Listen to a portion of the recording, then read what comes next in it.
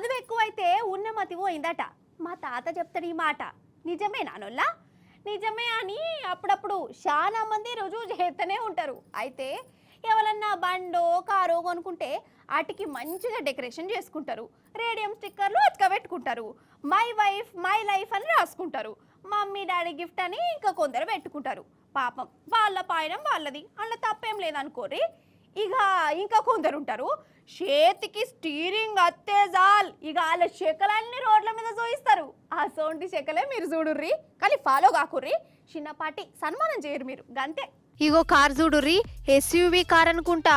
అయ్యో షెమ్మస్ పార పట్టుకొని దాని మీద దుబ్బ పోస్తుండు కదా, బొంద పెడతాడా ఏంది? ఇగో గిట్టనే అనుకున్నా.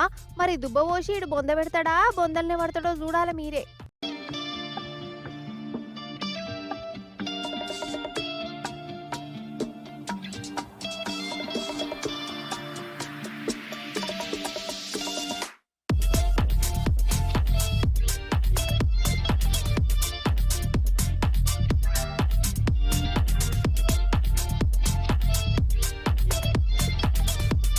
చూసినావా లలిత కళలు? వీని కాంతిని ముఖంలో షేపు లేకుంటే ఏంది మరి?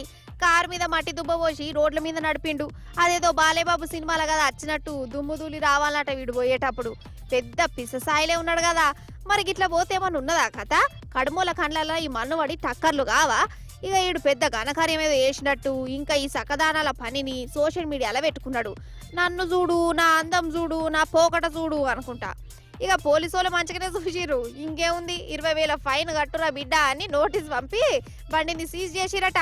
మంచిగా అయింది. లేకుంటే ఏందోలా రాను రాను మరీ అద్మానం తయారైతురేంది వీళ్ళు.